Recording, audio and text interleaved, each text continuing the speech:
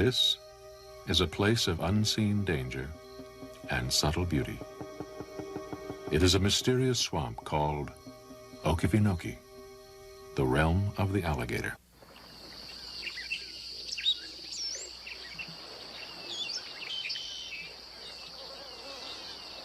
Okefenokee, a forbidding place once thought to harbor deadly diseases. It sheltered fugitives and inspired fear and superstition.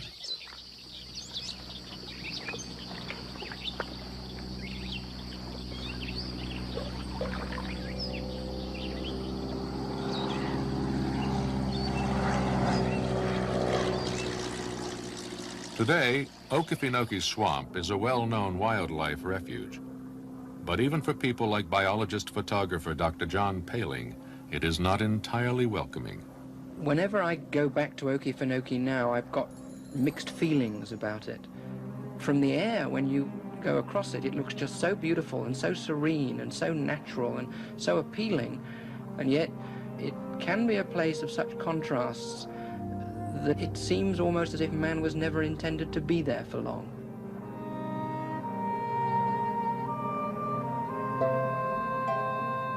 Okefenokee Swamp is a 438,000-acre natural basin, a mosaic of islands, forests, marshes, and open water. It's famed for its alligators and as the home of Pogo, the comic strip possum. Although it overlaps the Florida state line, most of Okefenokee lies in southeastern Georgia. Okefenokee's population of Seminole Indians was driven out in the 1830s. It was soon infiltrated by white settlers called swampers.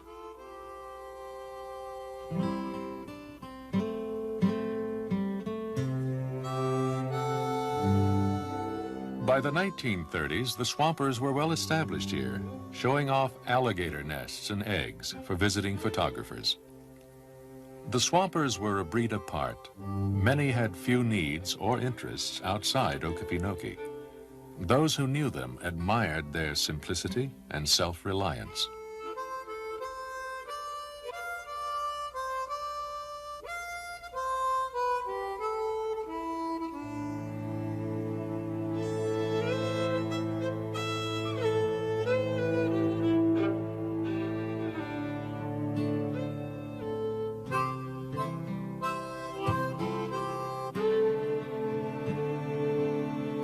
Soon after the turn of the century, virgin stands of cypress brought an invasion of the swamp.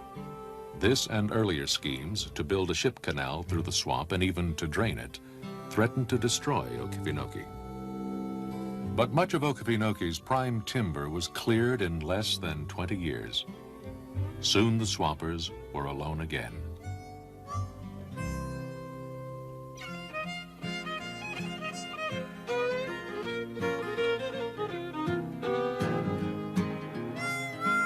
In 1937, Okefenokee was declared a national wildlife refuge.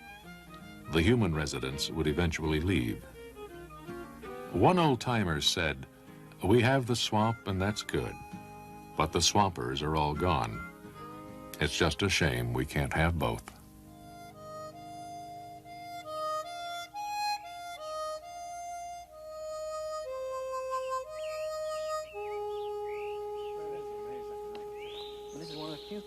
More than 50 years after they were abandoned, relics of the old logging camps can still be found. Now deep in regrowing forest, they're objects of curiosity for biologists like Kent Vliet and John Paling. This is an old train. Oh, this is? The engine was up front, and there'd be water in this old cylinder. And After working here for several seasons, Paling, born in England, has become intimately familiar with this Georgia swamp. And there's something even more dramatic over here. Come and have a guess at this. What do you make of this? That's some sort of a chassis. Right? Is that what they carried the logs on? Nope. Try again. Don't forget, we're on an island in the middle of Okefenokee, so try again. Yeah. Some sort of a swamp buggy or something. What was that? It's a car. They had 3 cars on the island. Really? But that's a heavy duty, isn't it? Heavy chassis. But look how well the metal's been preserved. Yeah. And there's another thing to pick out, too. You see why it's so good? It's British. Right-hand drive. It's a Durant car that they brought over on the trains for three people. Yeah, there were 3 cars they would chug up and down. And this thing is preserved so well. Many cars that are 10 years old don't have a chassis as good as that. Well, that's a very heavy chassis. Right, and it was just to take people up and down. There's a big turpentine still at the end of the island too. And there was a cinema, there was a barber's shop, all gone now. It's amazing. Yeah. Hardly a trace. When the logging company finished up business, they just tried to get all the people off. When the National Parks, Fish and Wildlife took it, 937. Although parts of Okefenokee can be traversed on foot, it is better explored by boat. The waters of Okefenokee look like polished ebony, dark but highly reflective. It is a landscape of mirrors, fascinating and surreal.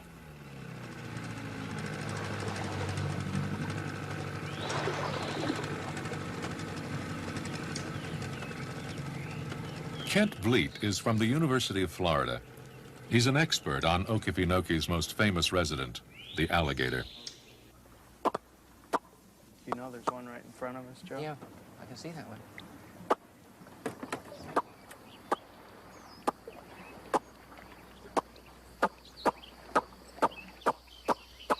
The ability to call alligators by making certain curious sounds is a valuable skill for inquisitive biologists. That's coming. Oh, hey. Do they have binocular vision? Can they see 3 dimensions? Only a little small fraction of their total visual field just in front of their nose is Wait, binocular. is he coming too close? No. No, he's fine. Wow. Okay, Why do they have the yellow ring around their eyes? Is there a function that's known for that? A number of aquatic animals have a coloration around the eye like that. Hippopotamuses do. It might have something to do with magnifying light going into the eye, sort of the reverse of a football player putting black grease under the eye. To make them see better, in fact. It's going to go down? Oh, there he goes. Ah. How long will they stay underwater? They can stay under a good long time. You know, when they're resting in the afternoon, they go down for at least 15 minutes. Right, he's up again, look. Yeah, there it is. In the wintertime, they may stay down for days. Nobody knows. For days and days? I mean, they're really, what, they hibernate? Well, yeah, in a sense, it is a hibernation. Their metabolism slows down so much when they're that cold that they just require almost no oxygen. And they don't eat, obviously, if they... No, they don't eat for several months during the winter. Ah. I think the average member of the public that comes to Okefenokee and sees an alligator thinks they've really arrived in prehistory. And back into the age of the reptiles.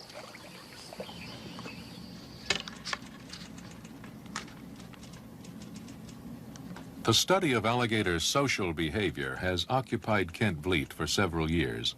At his laboratory in Gainesville, Florida, he works with a wealth of accumulated data.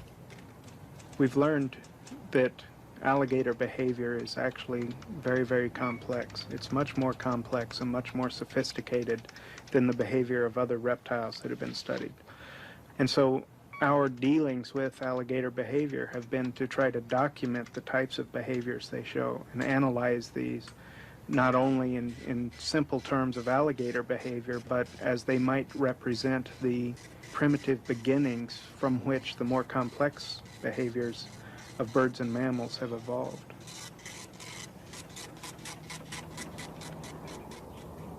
Most of Kent's observations have been made at the St. Augustine Alligator Farm. Several hundred alligators are on display here for the enlightenment of tourists. The farm affords easy access to an otherwise elusive animal. Before that, just to see if the place would work out. Are there many differences between these gator farm alligators and the ones you get in the wild?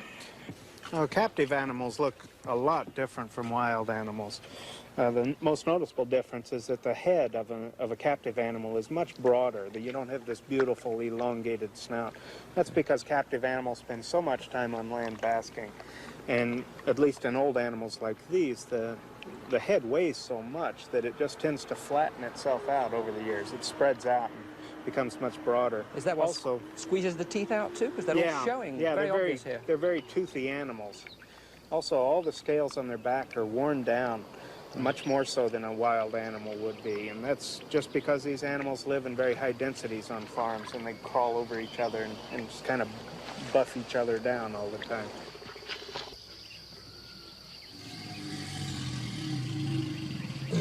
Since 1981, Kent Vliet has made a detailed study of alligator behavior in the mating season, from April into June.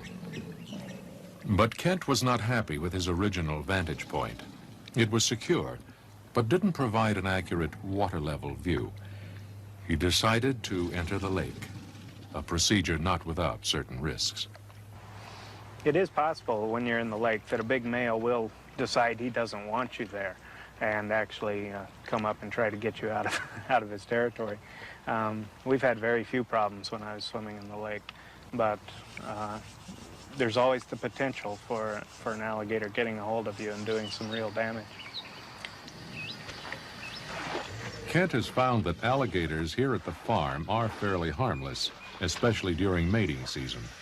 And to increase his knowledge, he puts this opinion to a highly meaningful test.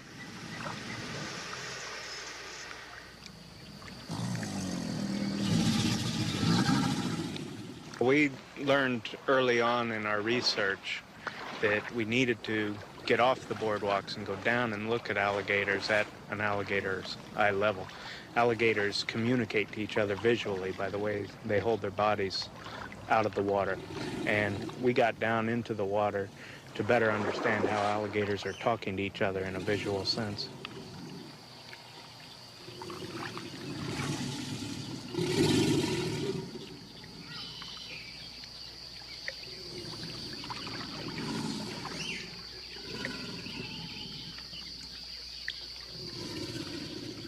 Kent has taken a lot of kidding about being up to his eyebrows in alligators and seeing eye to eye with his study subjects. But he feels that because he can understand an alligator's body language, he can ward off trouble before it becomes a real threat.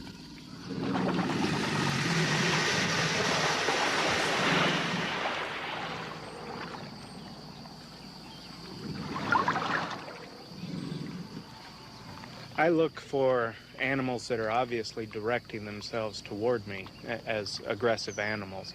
The way they tilt their head, how high they hold their body out of the water are all indications if they're being aggressive or not. Not all the animals that come toward me are aggressive. Many are curious, but I still have to treat them all about the same. I can't let them get too close to me. I carry a large, about 5-foot long cypress pole with me, and if an animal does get too close, I just nudge it away and try to keep it out of strike range.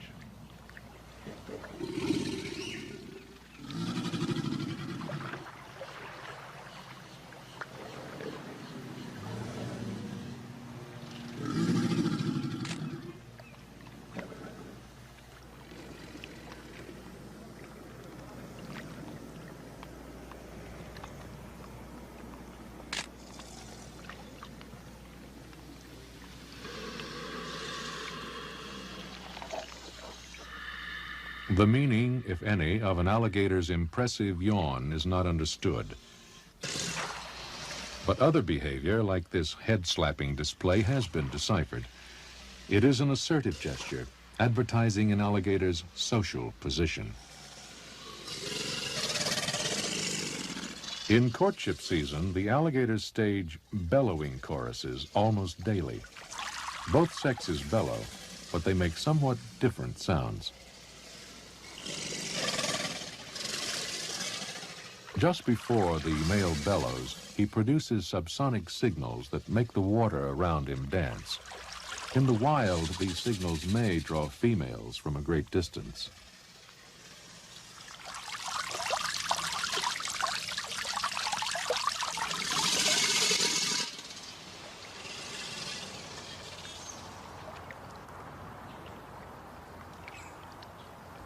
Courtship is a quiet and oddly tender process that Kent has sometimes been able to witness at close quarters. Courtship is usually initiated by one animal swimming slowly up to another. And this is a very important stage of courtship because they have to communicate to each animal that they have non-aggressive intentions. And secondly, they go into a period of touching one another along the face and neck, and they really orient each other to each other's head and neck. In the third phase of courtship, these touching behaviors become more exaggerated, and the animals start pressing each other down underwater. And these are real tests of strength between the two animals. And these will be accentuated until one animal is capable of pressing the other underwater and ultimately circle around and mount on that animal and begin riding it around and ultimately roll over to one side and attempt to mate with that animal.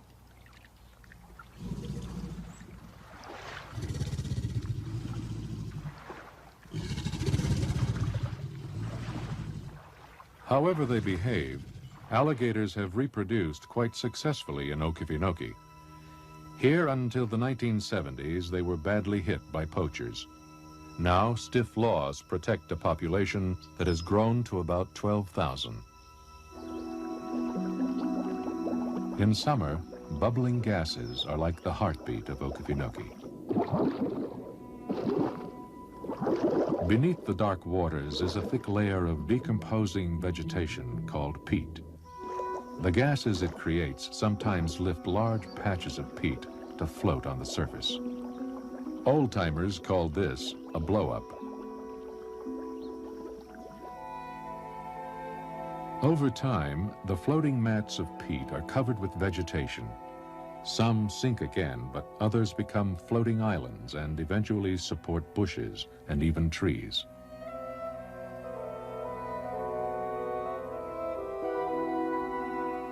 Ultimately, the trees take root and new land is created. Small wooded islands known locally as houses.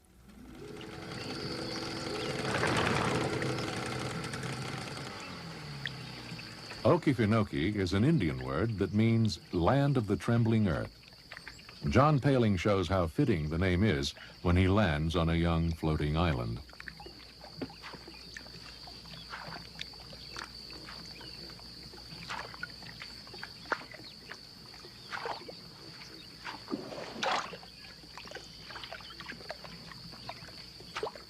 I actually enjoy walking on trembling earth, if I admit it. It's one of these strange experiences like walking on a bowl of jelly.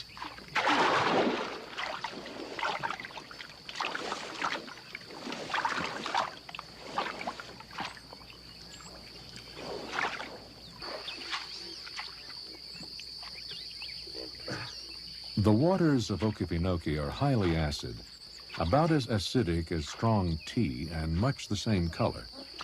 Conditions favor the growth of insect-eating plants that are found here in great variety. This pitcher plant lures insects to its hollow tubular leaf with nectar.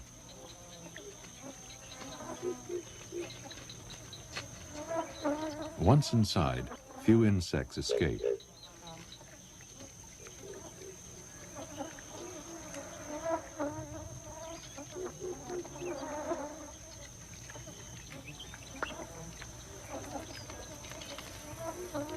They're fooled by light from the translucent windows that line the back of the tube. They exhaust themselves trying to get out. Eventually, the insects fall to the bottom of the tube. There they are dissolved by acid secretions, and the plant absorbs them.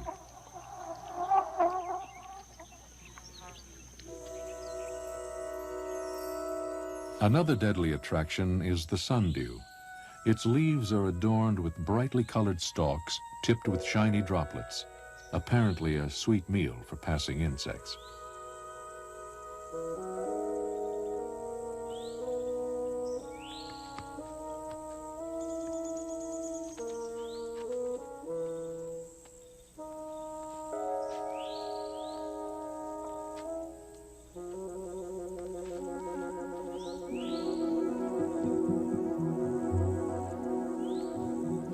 But hungry insects soon become entangled.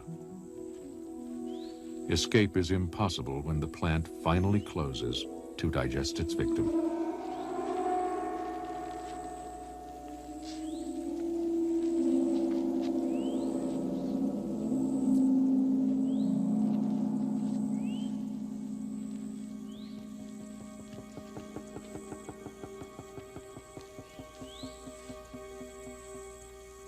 Along the edges of islands and in shallow marshes, insects are snared in such deadly traps.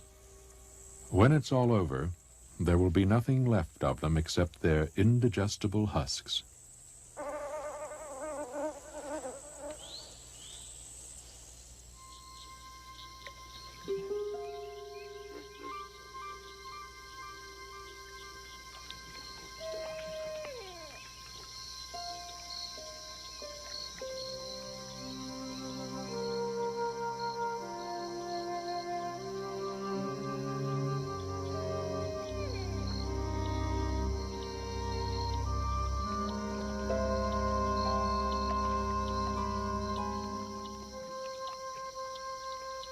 As night falls, Okefenokee's gloom and its grandeur deepen.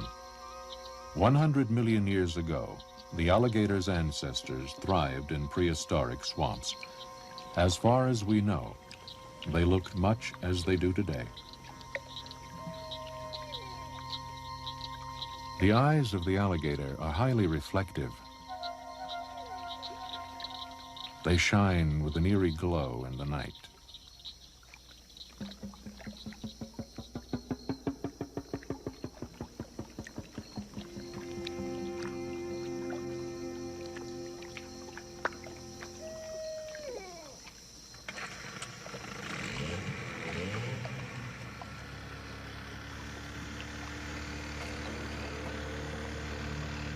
John Paling and Kent Vliet conduct a nighttime search for baby alligators.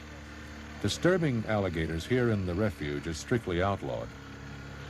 Even scientists like Vliet need special permission just to touch one.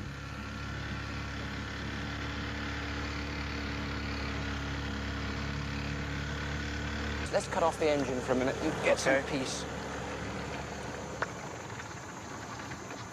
Wow, it makes a difference, doesn't it? This pole from here. Beautiful in here. Nice and quiet without that outboard. Sure thing.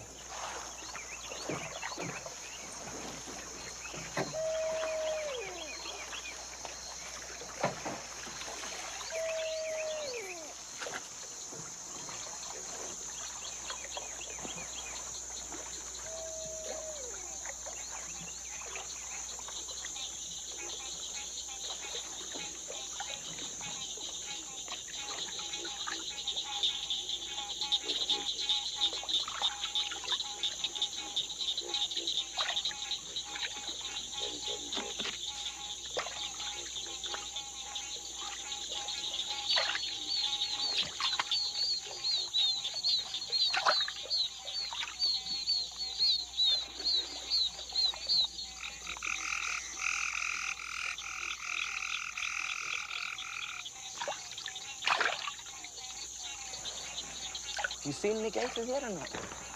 I haven't seen any in this small stretch I here. should light around it.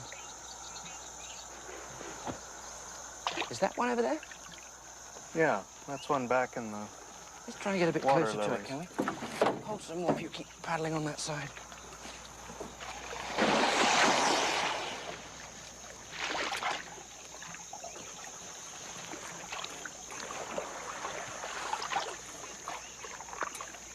Unlike the closely related crocodile, alligators rarely attack man. There are only about a half dozen fatalities on record, and there has never been a serious incident in the Okefenokee Refuge. Even so, there's a certain tension whenever they're about.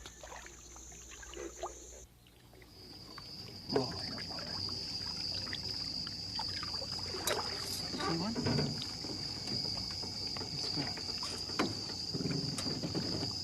I'll keep going. Say when. Okay, just move closer. You got one?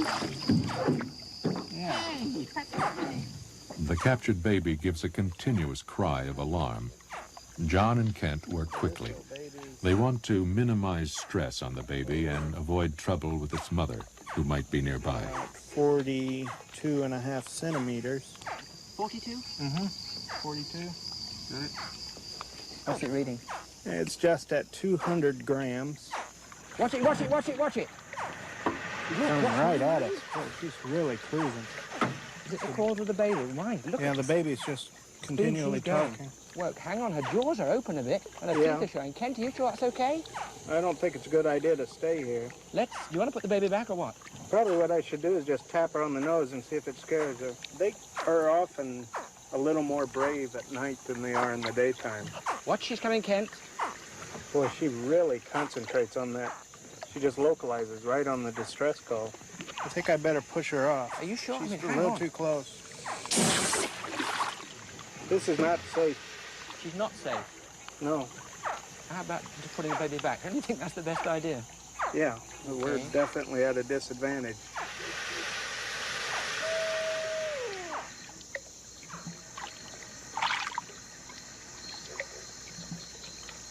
So Kent builds a record of alligator growth in different areas.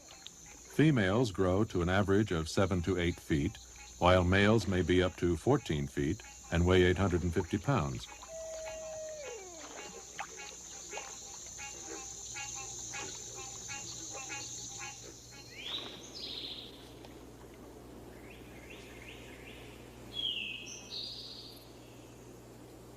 Not all of Okefenoke's wonders are found in the marshes.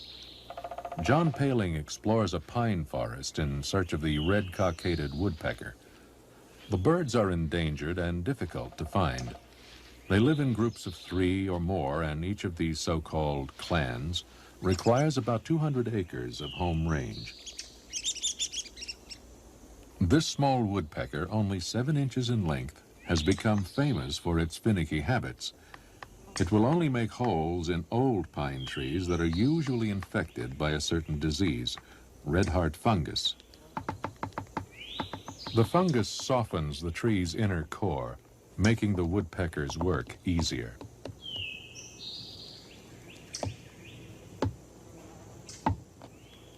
When a clan of woodpeckers finds trees that suit them exactly, they may remain here for life.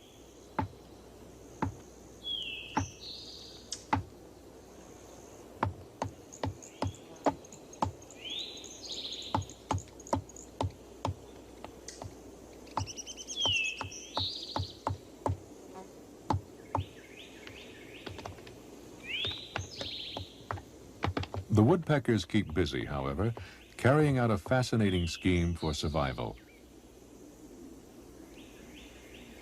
They constantly make fresh holes in the trees, causing them to exude a thick coating of resin. It's a sharp and smelly substance, the main ingredient of turpentine. The woodpecker's nest hole is surrounded by resin, and it's always located on the western side of the trunk, where the heat of the sun will help keep the resin moist and fresh. The reason for all this only becomes clear with the appearance of a predator, like this corn snake.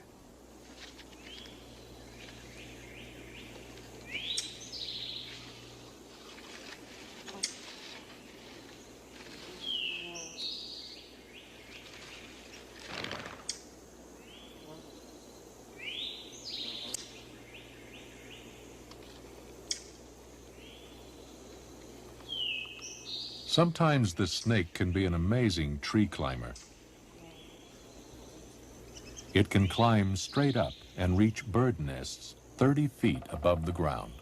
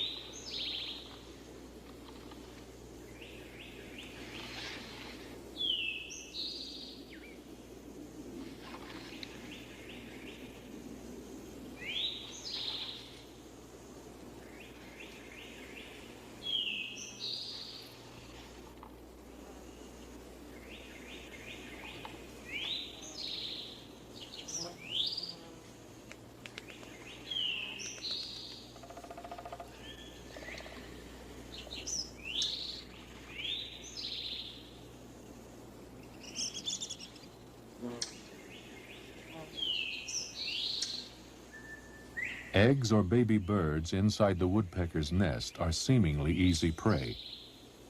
But now the resin comes into play. To the snake, it's a powerful irritant. Frequently, it stops the snake entirely. Even if the snake persists, it still tries to avoid contact with the resin. Often the snake ends up retreating the hard way.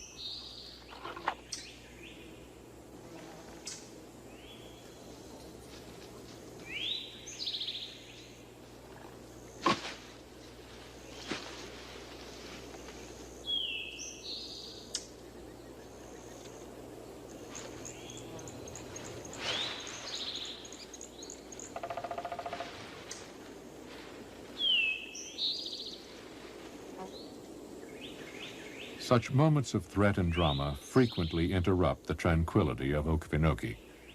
The predator in one situation can become prey in the next.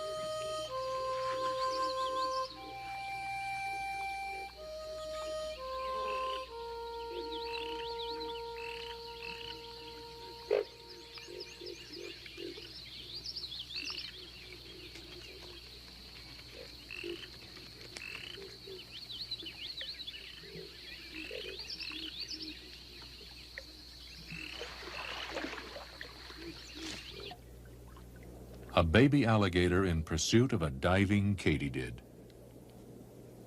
Hiding underwater, the katydid is safe temporarily, but after 2 minutes or so, it must come up for air.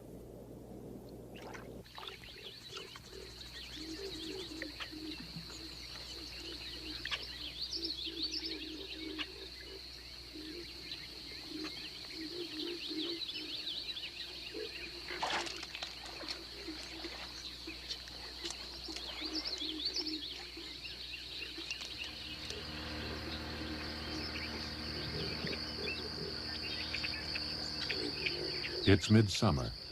John Paling and Kent Vliet search for alligator nests.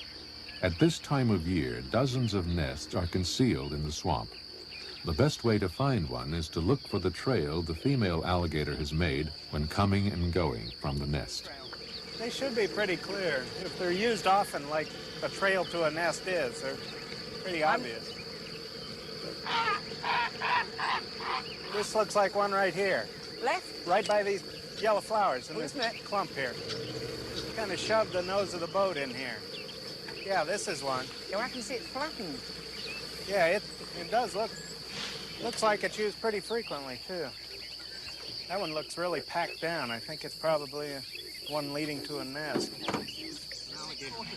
Alligator trails form a network of natural pathways through the swamp. They were often followed by early explorers, but there's a drawback. Alligators like to lie submerged along the trails. It's all too easy to step on one. You can see where she's gone, straight into the water. Spongy here.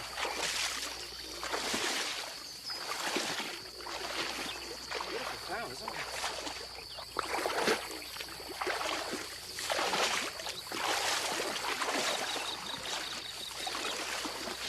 I think I've been bitten by something. Can we open it? It's very distinct, too. I think the female's been using it a lot. In the nesting season, the female alligator is on the defensive. She herself has nothing to fear, but her eggs are highly vulnerable. Scavengers often attack the nest. Wait a minute. Here's the nest. No, I think they've been eaten. Something's gotten into the nest and eaten the eggs. What would eat these then? Probably either raccoons or black bears. Black bears eat a lot of alligator nests here. But, I mean, raccoons and bears wouldn't, what, swim and wade through this stuff? I mean, there could be one living in this island, or he may have moved from island to island. It's hard to say if there's a black bear or a raccoon, though. Sometimes black bears will pick off the end of an egg and just eat the insides out of it. I don't know how they do it. They may just use a claw and just pop the top off and eat it. This is like sort of an island. How does the mother make it? I think this nest is either sunk from its own weight after she built it, or the water level of the swamp has risen some. Well, these things just scrape up all the dirt and vegetation around them. And you see there's peat in here and a lot of plant matter that holds it together. And also the rotting plant matter heats the eggs. It creates heat as it rots, and it actually keeps the eggs warmer than they would be just with the sun on them. Could she still be around now these have been eaten? I think she probably came back and realized it'd been disturbed and just lost interest and left. Let's try another one then. Okay. That's That's a shame. really too bad. Yeah.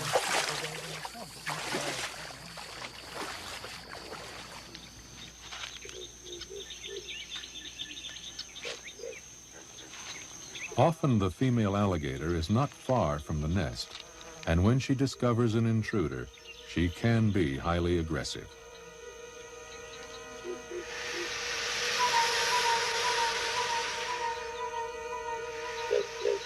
John Paling once faced such a confrontation unexpectedly when filming a nest.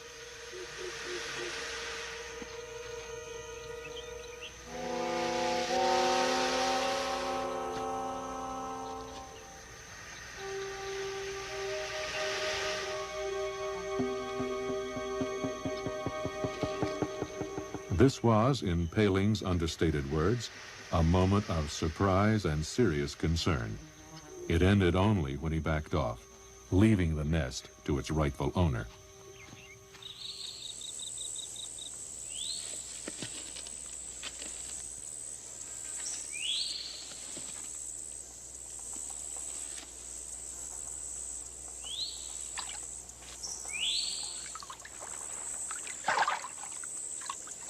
The fierce protection given the nest plays a vital part in the life of the red-bellied turtle. The female turtle tries to lay her eggs in the alligator's nest. If she succeeds, the mother alligator will unwittingly stand guard over the turtle eggs as well as her own.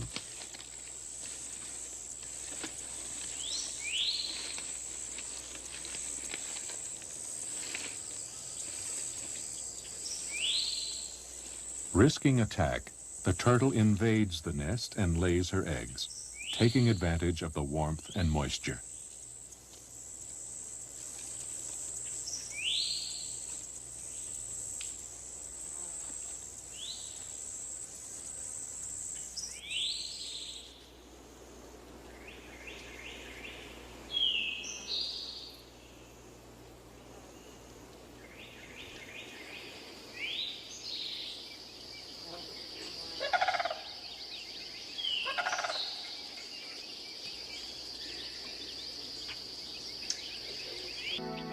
The female turtle has done her part. She leaves her eggs in the alligator's protection and will not return.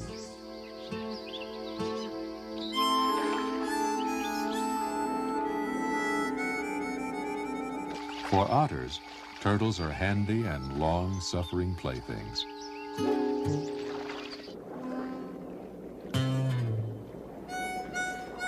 Otters are perhaps the most entertaining inhabitants of Okefenokee, and playfulness is believed to be one strong indication of animal intelligence.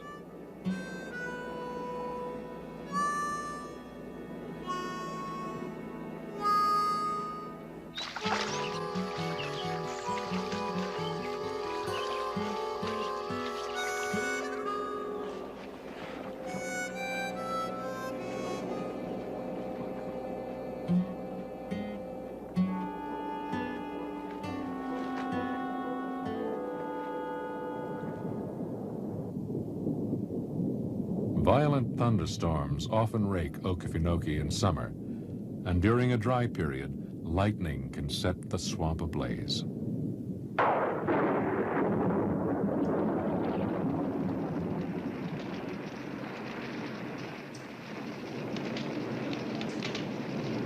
Peat, when dry, is flammable.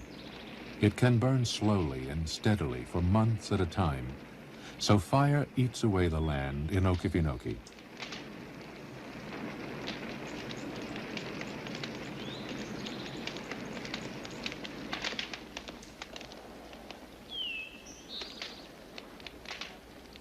Scientists think such fires may serve to revitalize the swamp, creating hollows where new ponds and lakes form when the drought ends.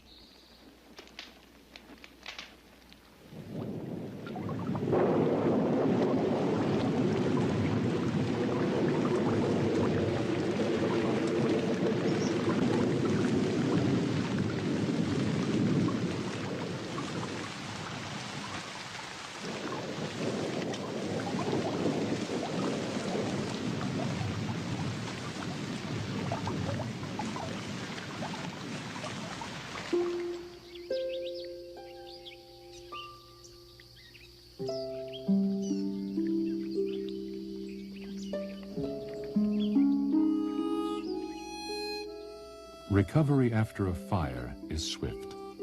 Soon, Okefenokee is once again resplendent with vibrant color.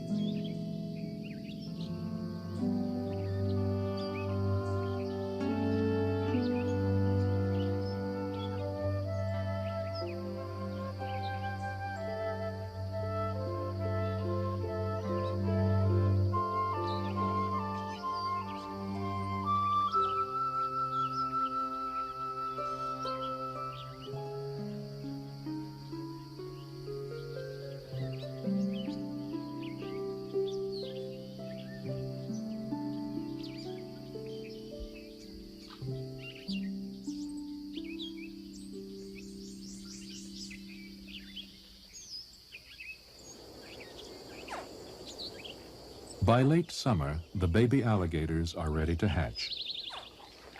It has taken about 9 weeks for the eggs to incubate. A chorus of cries from the nest brings the mother alligator to assist her young. The baby turtles may also be hatching at the same time.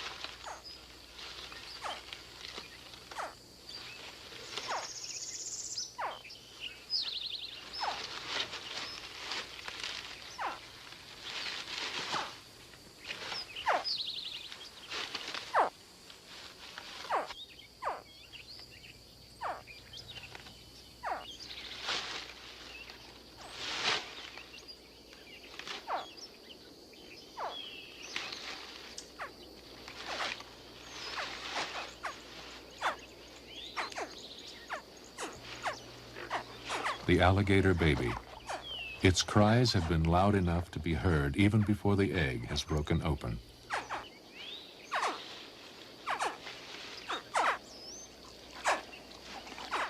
Interestingly enough, the sex of baby alligators is determined by the temperature surrounding the eggs. Above 90 degrees Fahrenheit, only males develop. Below 87 degrees, there are only females. No one yet knows precisely how this serves the alligator's survival.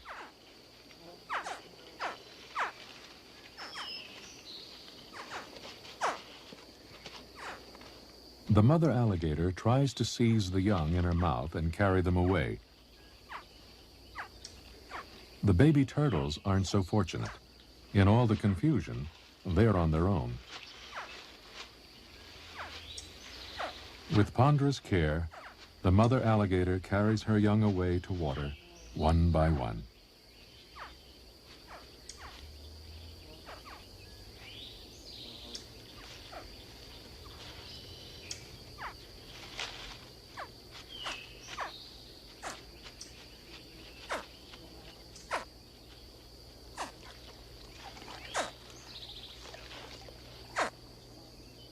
The baby turtles seem to know instinctively to lie low when the mother alligator is near.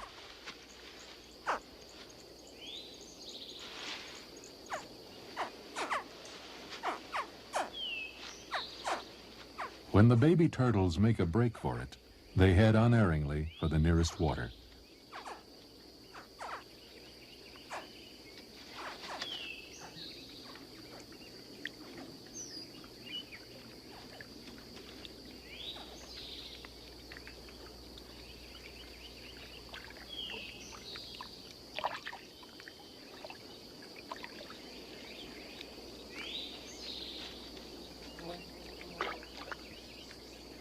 When all this is over, a new generation of both turtles and alligators begins life in Okefenokee.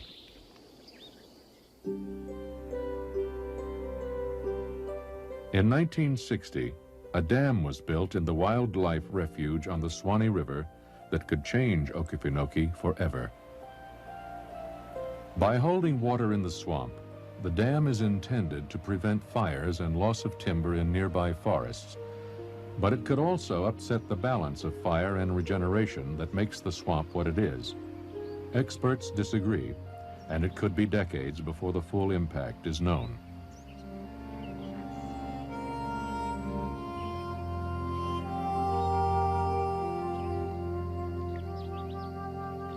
In the realm of the alligator, meanwhile, life continues according to an ancient pattern.